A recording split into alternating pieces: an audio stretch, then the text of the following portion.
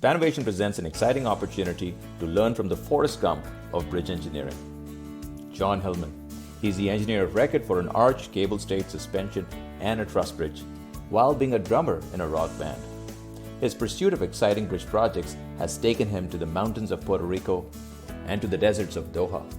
From inventing the hybrid composite beam to being able to make over 1,000 construction professionals sit in meditation, to being awarded the Champion of Change by the Obama administration, John continues to inspire. Save the dates and do not miss John in this 3-part series to learn about his career and the innovative application of fiber-reinforced polymers in new bridge construction.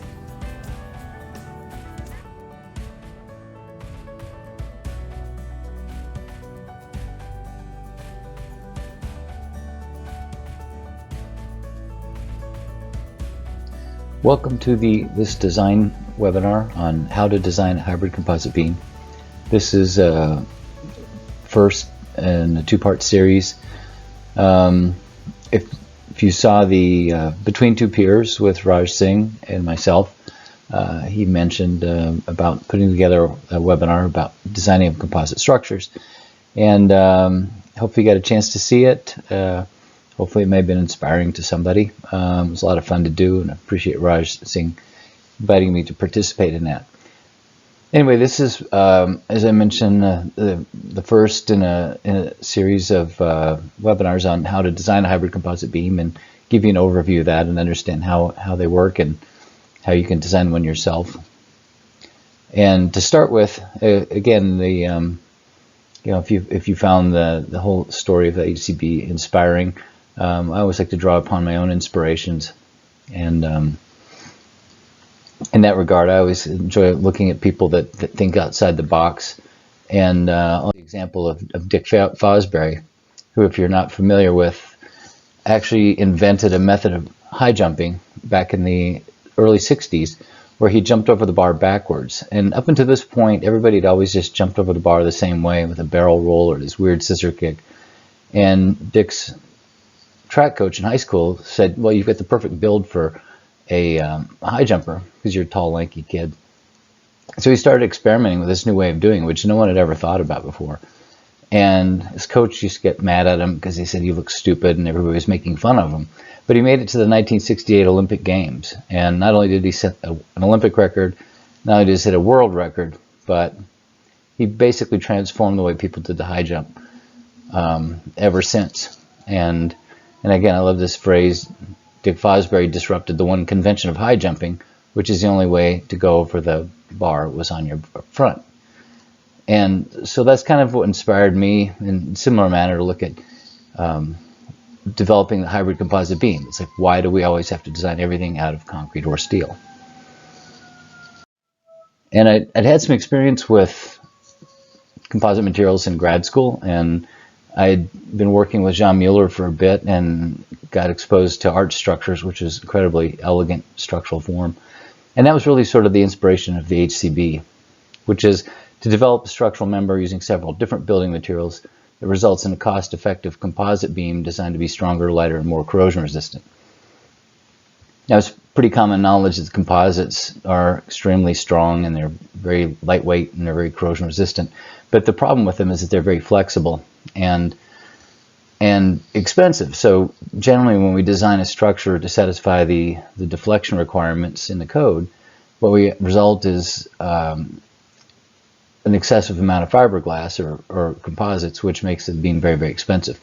So the HCB basically combines a concrete arch equilibrated by a steel tension tie that's infused in the bottom flange of the beam, an FRP shell, which helps us basically functions as a stay-in-place form, and then also gives us the shear capacity, and then shear connectors that extend from the arch into the concrete deck so that we get a composite action with the supporting deck. If you haven't had much experience with fiberglass or with composites in general, there's literally thousands of combinations of permutations of fibers and matrices and layups. And the one benefit with these materials is that we can sort of orient the fabrics or the fibers in the directions that we want them. In this most simplest embodiment, we typically just use what we call a balanced quad weave fabric. That means we get fibers going in 4 different directions. The 0 direction is the longitudinal, 90 degrees is vertical or transverse, and then the plus minus 45, which gives us our shear capacity. All of these are infused in a vinyl ester matrix resin or a polyester resin, and what results is really sort of a quasi-isotropic material that has roughly the same properties in every direction.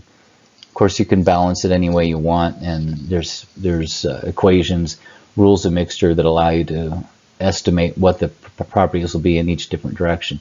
But the balanced quad weave works really well for us because it's sort of analogous to then like a steel product where you've always got the same properties in each direction. For the tension reinforcing, we typically just use a 270 KSI galvanized pre-stressing strand, no different than what you'd see in a pre-stressed concrete beam. The 270 KSI or 1860 MPa steel is, again, the beautiful thing about steel is that the modulus of elasticity is going to be the same no matter what the grade of the steel is. And pound for pound, dollar for dollar, it's hard to get a material that has the stiffness of steel and still has the incredible tensile strength. And here you can see just before the infusion where the strands are actually laid out in the bottom of the beam and developed with a 90-degree hook at both ends. It then gets infused in the same matrix as the FRP components, so it really becomes a monolithic steel and glass fiber reinforced polymer. The other thing that sort of inspired me to come up with this concept was learning about this manufacturing process called vacuum assisted resin transfer molding, or VARTM for short. And here you can see an example of it. It's really analogous to reinforced concrete beams in the sense that anything that you can imagine, anything you can dream up, you can fabricate. And in this case, what we do is we put all the preforms, the glass, the steel, the foam, into this composite mold. You seal it up and pull vacuum. It's got to be absolutely airtight. You pull vacuum until you get to 1 atmosphere of pressure, roughly 28 inches of mercury. And at that point, you've evacuated all the air. That also helps compress the fibers in the fabric so that we get a very high fiber volume fraction, which improves the quality of the laminate. When we know that we're holding 1 atmosphere of pressure, we release the inflow valve, which is usually in the bottom of the beam. The resin shoots across the bottom, up the sides, along the top. It takes about a half an hour, and we see the clean resin coming out of the top of the mold, and we just crimp off the tubes and turn off the vacuum and let it cure overnight. Next day, pop out the mold, rinse, repeat, do it again.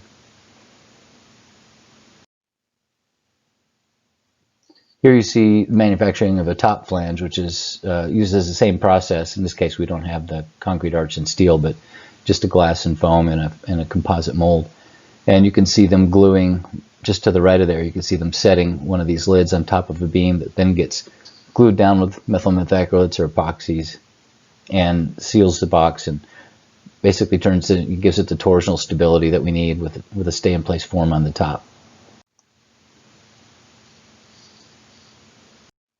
The compression reinforcing that really provides a lot of the strength and stiffness of the beam is self-consolidating concrete.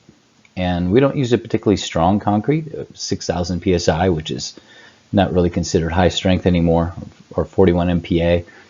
The self-consolidating concrete basically uses a lot of superplasticizers and viscosity modifiers so that it flows like water while still maintaining a very low water-cement ratio.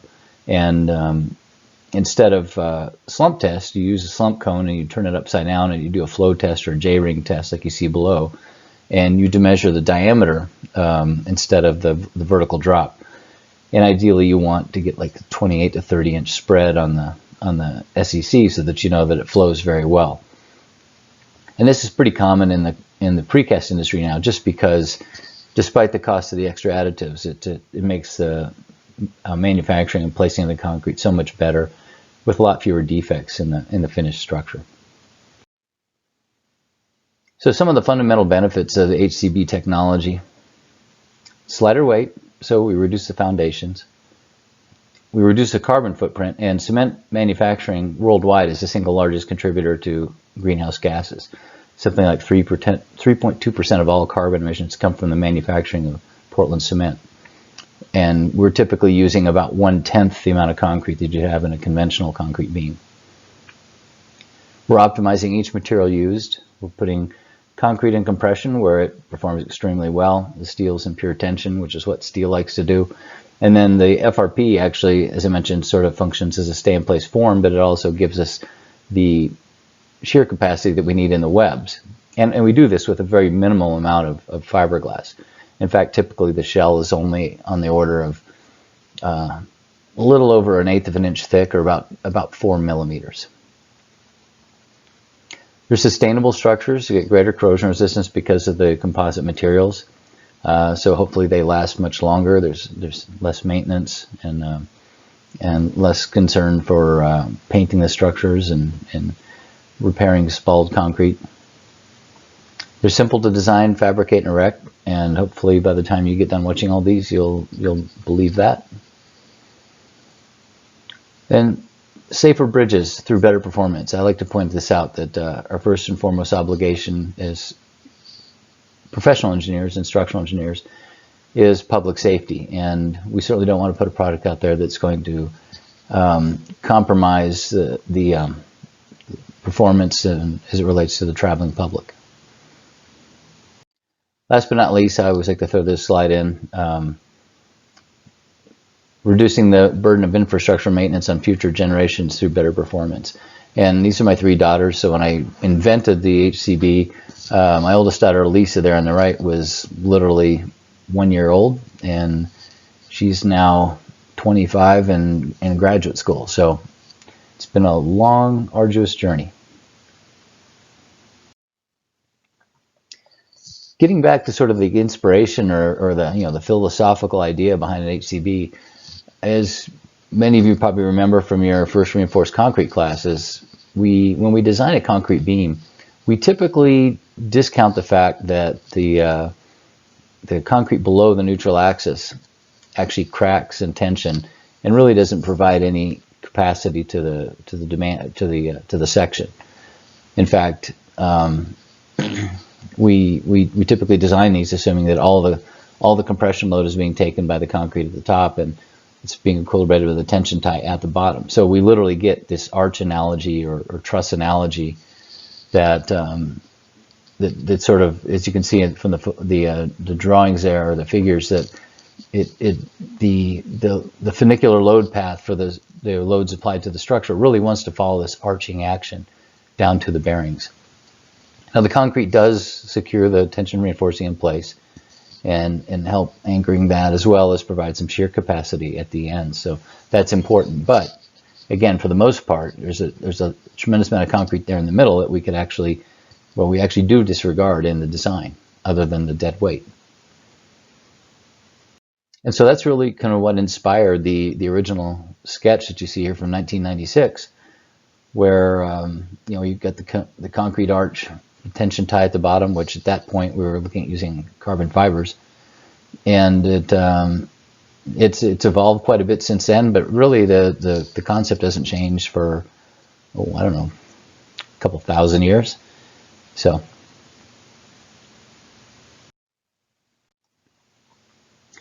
again, I usually like to introduce some quotes along the way that I find amusing and hopefully appropriate for the context of the presentation.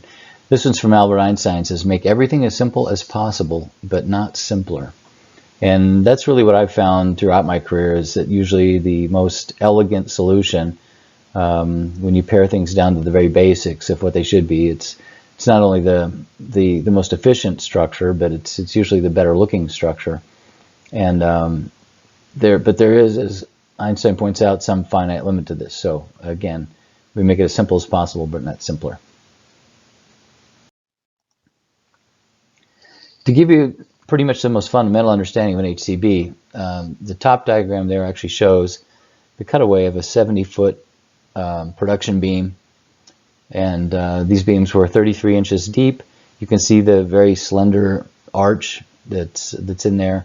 the shear connectors that are a 45-degree angle that extend from the arch into the concrete deck.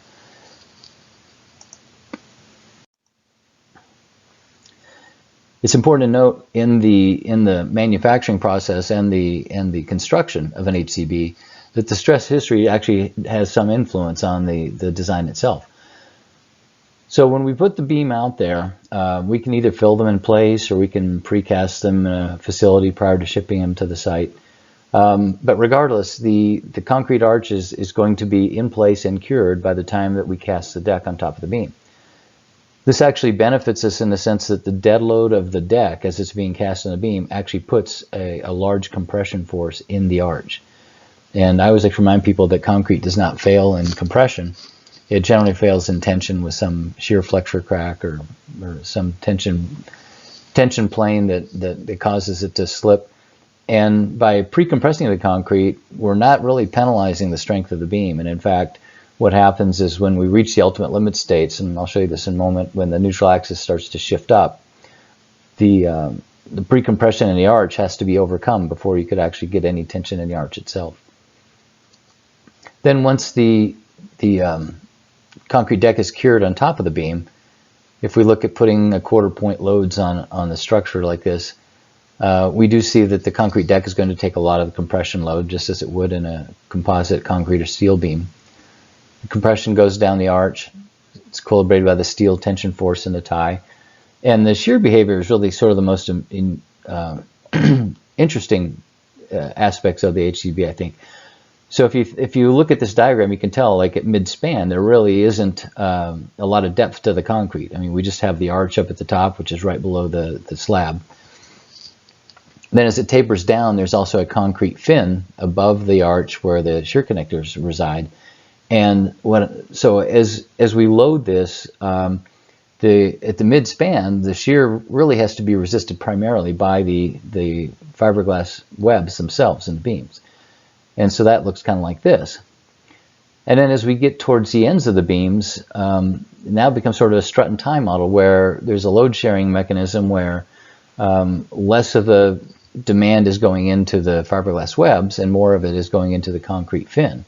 And we get something to this effect.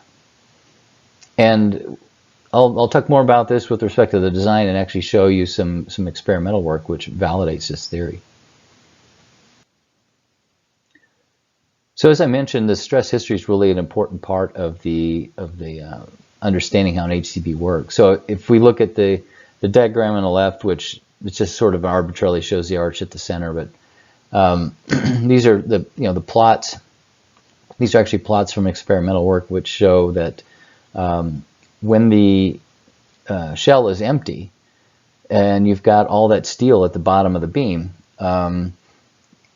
the neutral axis really shifts towards the bottom of the beam. And in fact, here you can see it's really just about 5 or 6 inches off the bottom.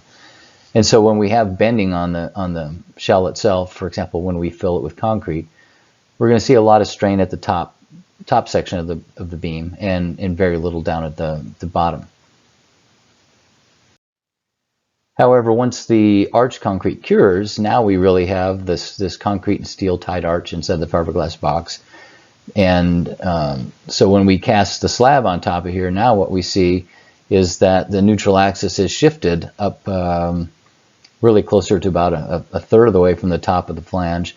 And really it just depends on where you're at along the length of the beam. Of course, at the ends, the neutral axis is still going to be very low, but at mid-span, it's going to be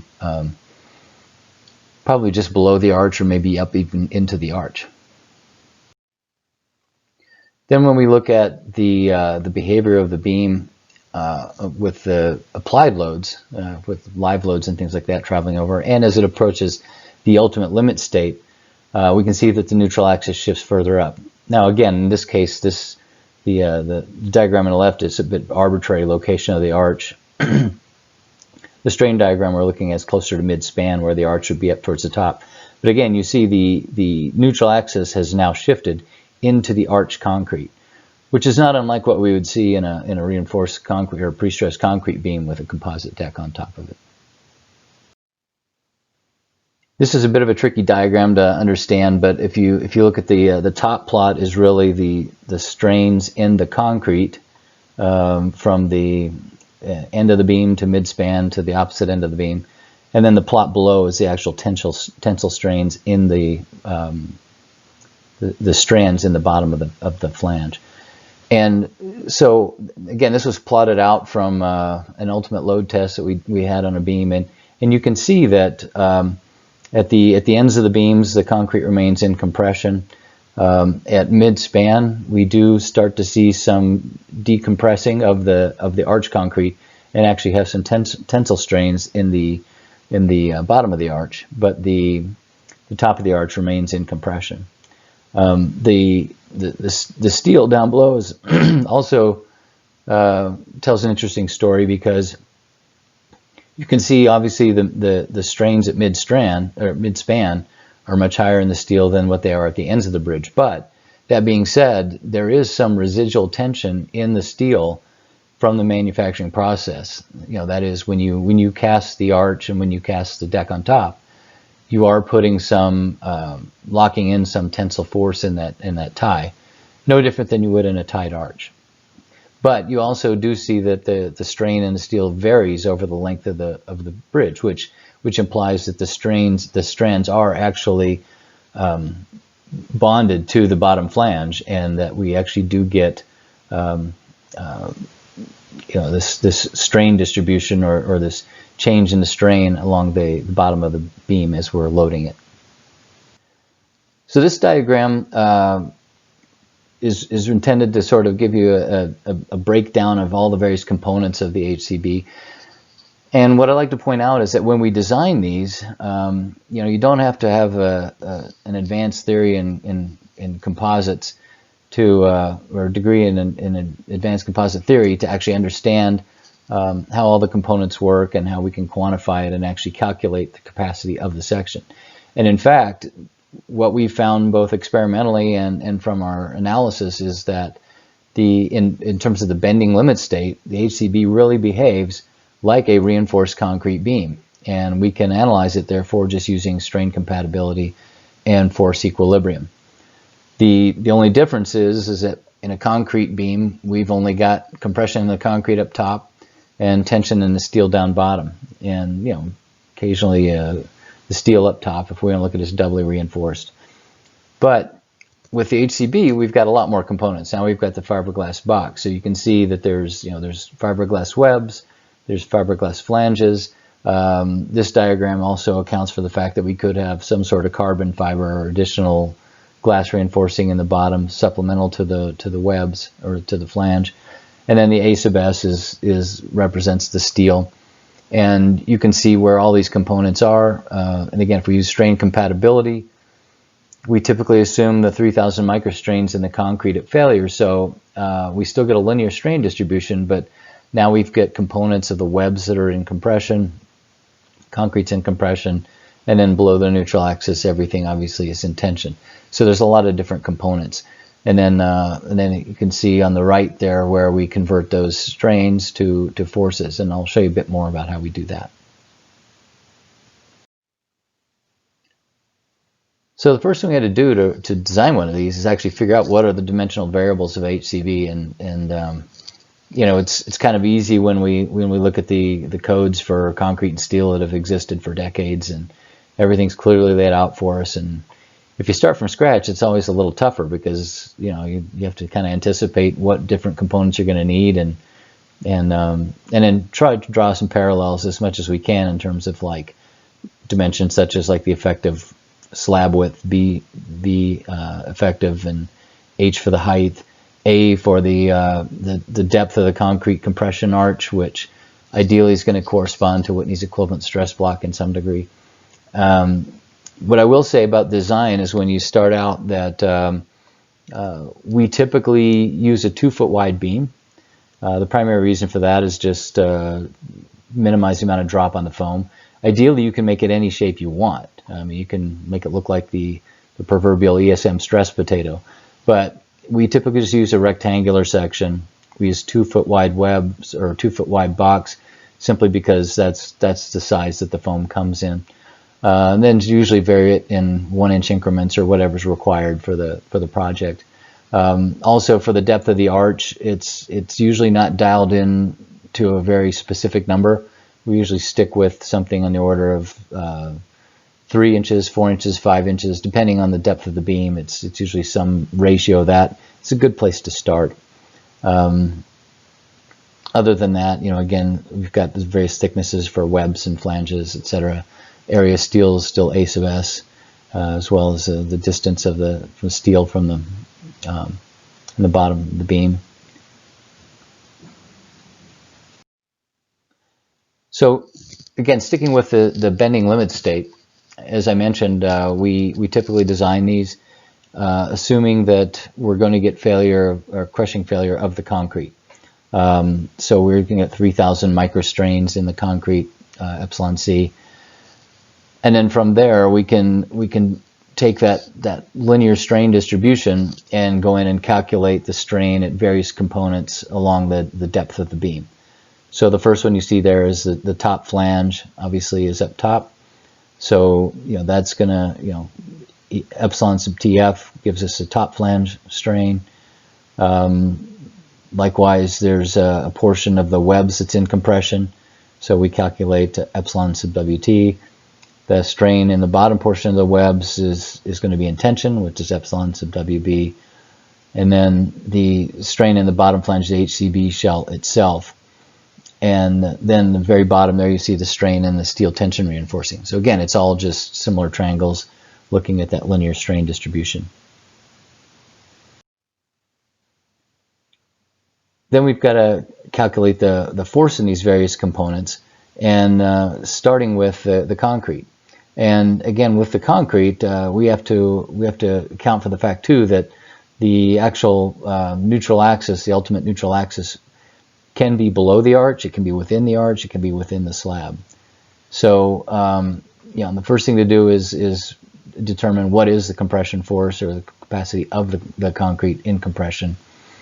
And here you can see the simplest is simply, if it's in the deck, that we've got 0.85 F sub CS, F sub C prime, beta 1 thickness slab times the effective flange width.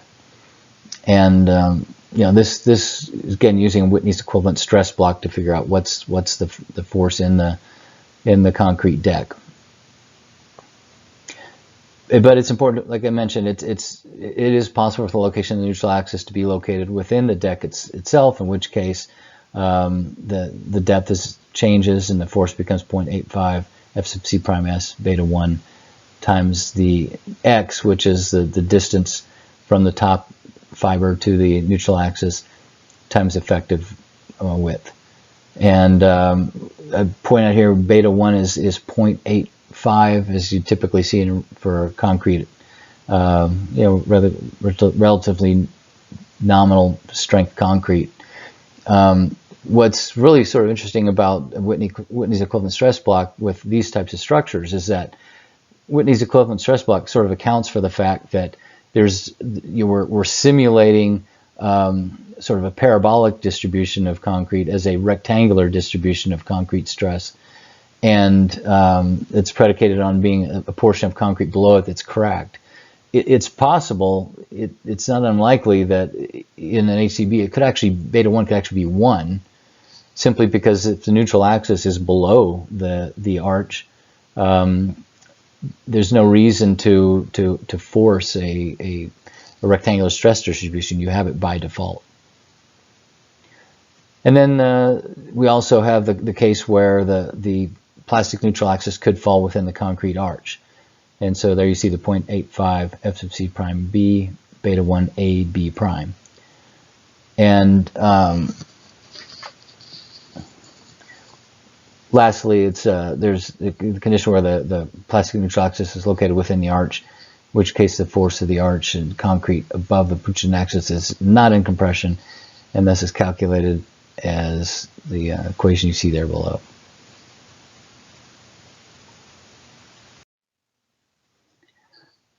The other components, again, are it's as simple as using force is equal to Young's modulus times the strain component times the dimensions of the structure. So you see the top flange there. We can just simply take the we need to know what's the elastic modulus of the fiberglass itself times the strain value there times the width and thickness of the members. And likewise, we can do that for the webs in compression, the webs in tension, as well as the bottom flange of the HCB shell, which you see below there. And then the last major component to be considered in the capacity calculation is the stress in the steel itself. And again, we've got to really anticipate that one of two things could happen. Oftentimes, when we design these, we typically look to satisfy the live load deflection requirements. When we do that, we usually have so much steel in the bottom flange to control deflections that, and keep in mind we're using very high grade steel, that the steel is not going to yield, and so it's actually remaining linear even as we approach the compression strain on the concrete. So we start by looking at what's the force in the steel, assuming we get this linear strain compatibility. And then again below, you see we can also look at it and say, well, what happens if we actually do exceed the yield strain on the steel and we get to our quintessential force in the steel is equal to F sub y times the area of steel.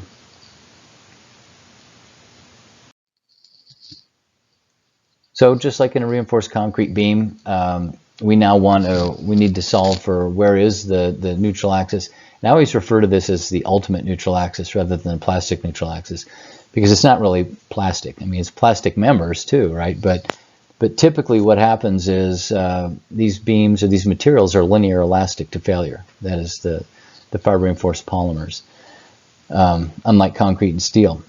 So when we reach the failure limit state, the location of that neutral axis, like I said, I like to refer to it as an ultimate neutral axis.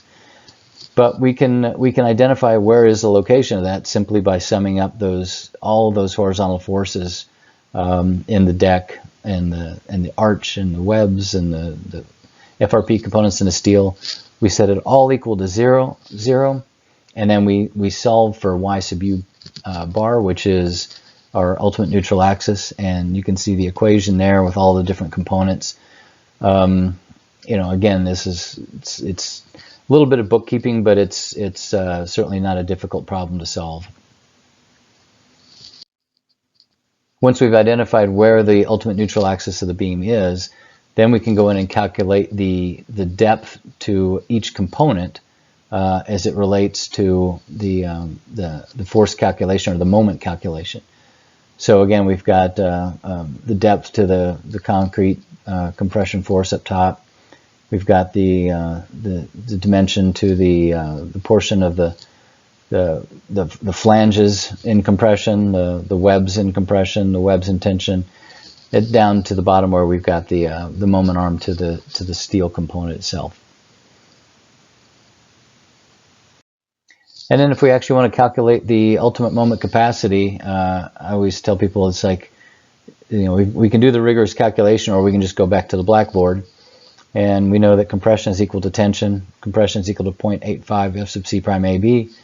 And the nominal moment capacity is just phi sub C times D minus A over 2, which is the moment arm between the compression force and the steel tension force. So this calculation, this is an oversimplification, and it actually ignores the FRP components. And it's no different than the equation that you see here. But what I like to point out is that because the fiber reinforced polymers are so flexible and they're so thin, what happens is that in terms of the ultimate bending capacity, they don't really offer a tremendous contribution to the strength. In fact, it's usually only 5 or 10% of the overall capacity of the beam. So, like I said, if you want to do a quick and dirty calculation to design one of these structures, you can simply look at how much concrete do you have up top, how much steel did you put in for deflections, and just calculate the capacity based on that moment arm. That'll get you within 5 or 10% of the exact answer, and you'll always be on the conservative side.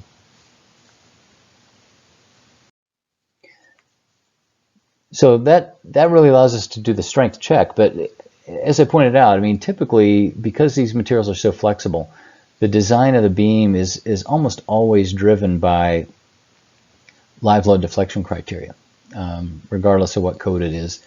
And so to do that, we need to calculate the actual anticipated live load deflections. So if you want to start to design one of these, the first thing to do is to look at it and say, okay, well, what does my cross section look like? You want to figure out some span to depth ratio, typically somewhere in the range of span over 20 to span over 18 is the sweet spot. We've done a lot of bridges where we push that to span over 25. So that kind of establishes the depth of your beams. Then you're usually going to be driven by some roadway criteria that says the deck's got to be 12 meters wide or 32 feet wide or whatever it is for the carriageway and the number of lanes that you're carrying. And then once you know the width of the structure and the number of lanes, you can sort of back out how many beams you want in the cross section. So again, a typical range for an HCB is something in a range of 4 to 6 foot spacing from center line of beam. And that determines how many beams we have in the cross section. Then, as I said, you want to check your live load deflections. Now, most codes will allow you, when you're doing the live load deflection calculation, to just average it out. In other words, you don't use the live load distribution factors that you would for strength. You simply look at it and say, okay, if I've got 2 lanes of live load and I got 6 beams, then all 6 beams resist that deflection equally. And that's actually fairly true. I've documented that with field measurements. You can be more rigorous than that, but the code does allow that, and that'll help you with your initial design, because strength typically is not going to be an issue. But the other thing we do have to keep in mind when we're designing an HCB for deflections is that, first off, we've got 4 different materials contributing to the stiffness of the section.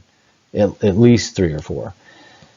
And so the first thing we've got to do is calculate the composite section properties or the transform section properties based on at least one of those materials. We typically use the Young's modulus for the FRP laminate as our base, and then calculate the modular ratios for concrete and steel accordingly. And this is because we've done a number of these bridges. We typically always use our balanced quad weave fabric, where we get quasi-isotropic behavior and fairly consistent laminate properties. Not that you wouldn't get consistent properties with concrete or steel either, but since we have so many components of the beam actually comprising FRP, it sort of made sense to use that. So again, we take the modular ratio of concrete to the FRP, the reinforcing if we've got supplemental carbon or some other material, and then also steel. And from that we can calculate the transform section properties of the beam. For the actual live load calculation itself, again, we've got sophisticated computer programs now that make our lives really easy.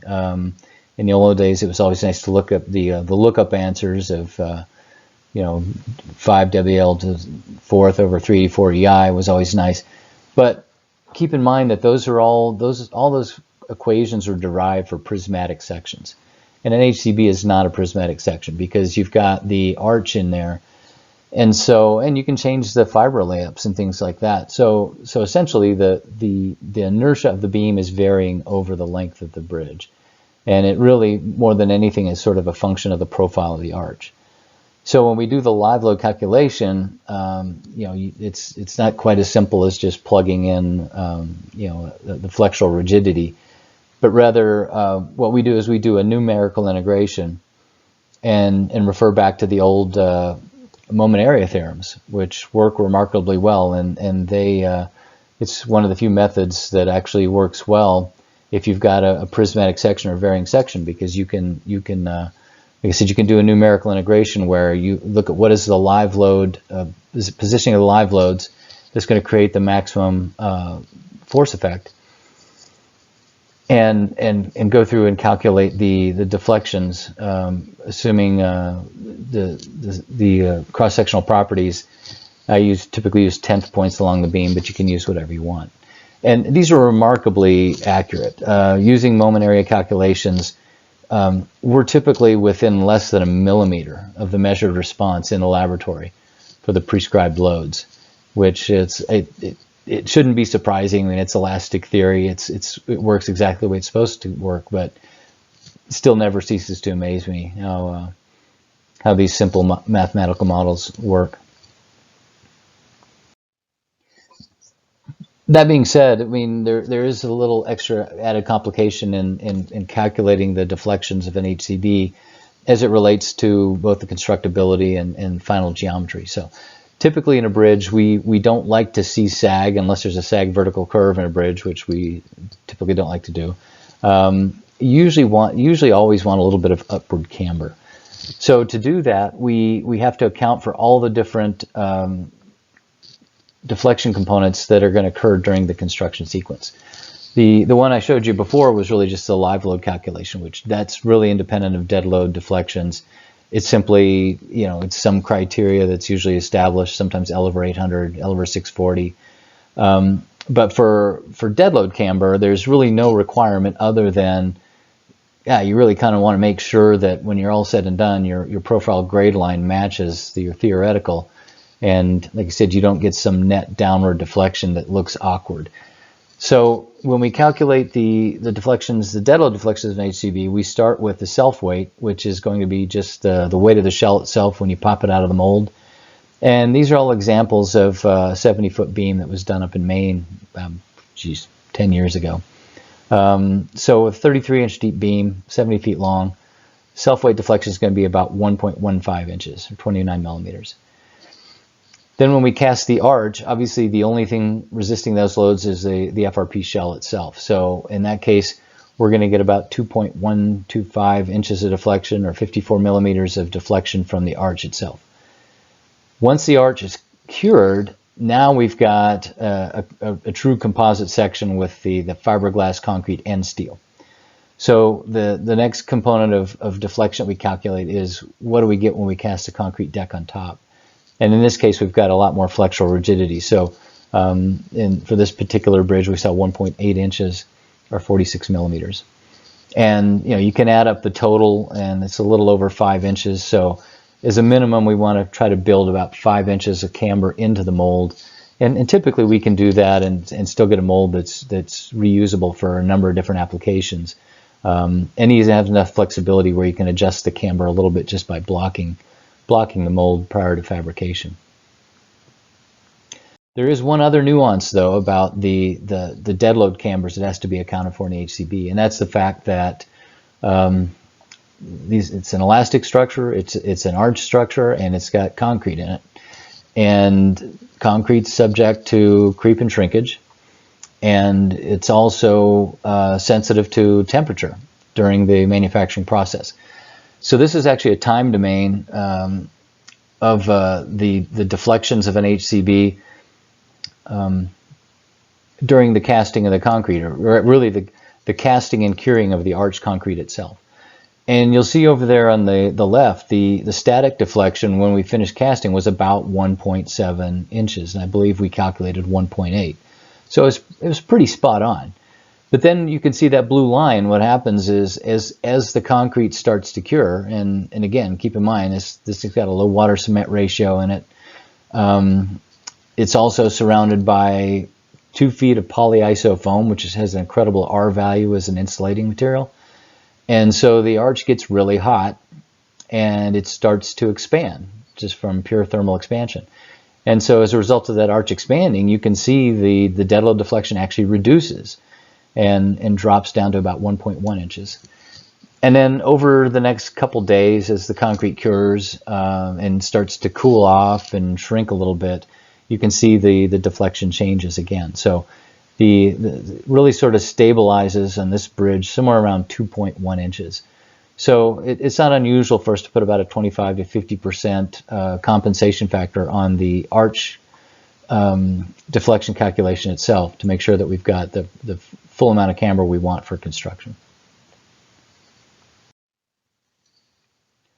As I mentioned earlier, the shear capacity is really sort of one of the more fascinating aspects of HCB, and probably was, well, not probably, it was the most difficult component to sort of figure out in terms of coming up with a design limit state. And this diagram here shows, you know, kind of, it echoes what I had showed you earlier about how we break down the actual behavior of both the demand and capacity side of the shear. And as I mentioned, I mean, the beautiful part about it, the elegant aspect of the structural form of the arch is that if the profile of the arch purely fits the funicular curve corresponding to the applied loads, there is no bending in the arch. It is pure compression, and so there's no shear or bending in the arch itself. But you know, keep in mind this is a really flat arch. We don't have consistent, uniform applied vertical loads. We've got rolling live loads, and shear demands change over the length of the beam. So ultimately, what we came up with was looking at this load sharing mechanism, as I mentioned, where we know part of the shear is being carried by the FRP webs, and part of the shear is being carried by the arch, and part of the shear is being carried by the concrete webs above the arches that are also reinforced.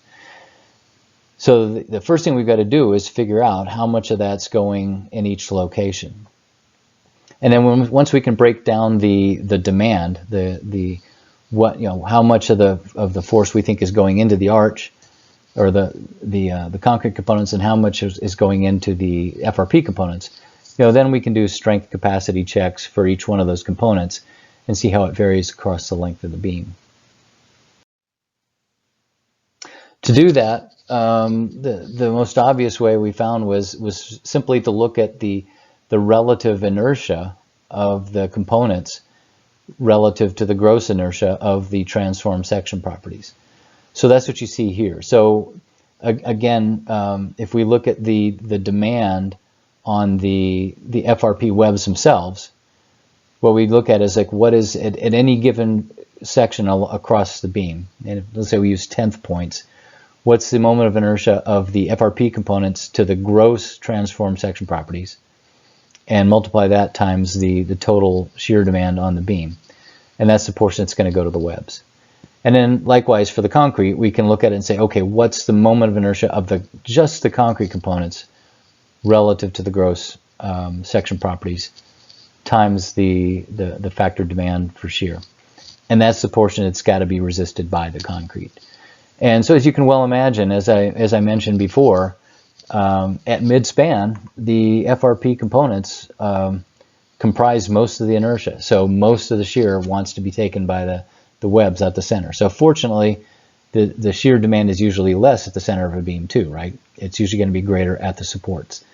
And consequently, at the supports, that's where predominantly probably 90-95% of the gross section properties result from the concrete capacity or the concrete components of the beam. And this includes, if you think about it too, really the deck too, that it becomes a concrete eye girder at that point. So just to validate my point, this is some research that was done at Virginia Tech, and done very well too, I might add, that we had developed an analytical model to try to predict the capacities, the demand of the capacity based on the conventional material science. And then they put together a very complex ABAQUS finite element model that used the transform section properties and contact pressures, and it's both material and elastic nonlinearities. And you can see from that it does develop the tension field theory that we would anticipate in the webs themselves. And on the bottom right, you actually see the experimental load test of exactly the same beam that was analyzed in ABAQUS. And what was sort of fascinating is as we watched this load test, and again, you see a huge deflection in this beam, but keep in mind it's way beyond the factor demand required by the code. What was sort of fascinating about this test was that you can see the spreader beam at the center giving us a 1/4 point load test. The first tension diagonals in the webs actually did form directly under that load, which if you think about it, that's where there's no concrete, so the webs are taking everything. and so that's the highest shear in the webs. And then the subsequent tension diagonals in the webs actually formed as we continued to increase the load. So again, that implies that at the ends of the beams, we did have this load sharing mechanism where the concrete was taking most of the load. And we didn't really see those tension diagonals pop until the demand on the FRP there matched what we had on the initial tension diagonal. It's worth noting too, everything I've shown you so far has been based on a simply supported beam, which is exactly what a tied arch is, right? It's just a simply supported beam where you've got a compression flange, a tension flange, and some shear medium that transfers the forces between them from midspan to the end of the beam. But we've also built a number of HCB bridges where we've actually made them continuous structures. And there's no difference necessarily in calculation of the capacity of the sections, but the demand, obviously, you're going to analyze. Typically, just look at the live load stresses or the live load forces, assuming a continuous structure. And the way we do that is we put tension reinforcing in the top slab, just as you would a concrete or steel beam. That tension force is transmitted in the shear reinforcing back down to the arch, which is then taken to compression at the piers. And what we typically do is we actually put a concrete closure pore between the beams at the ends, so that we get the continuity for the negative moments over the supports. So over the support, it literally is a reinforced concrete beam where there's a compression strut that's created by the closure and a tension tie that's created by the steel and the reinforcing in the slab up top. And it's interesting about this too, if you think about it, now it really looks like a variable depth concrete bridge, like they used to build back in the early days of the interstate system in the 60s and early 70s. The only difference is that if you do get a failure of the negative bending capacity over the piers, you still have this belt and suspenders where you've got a tension tie here, and then it starts to function like a simple span again.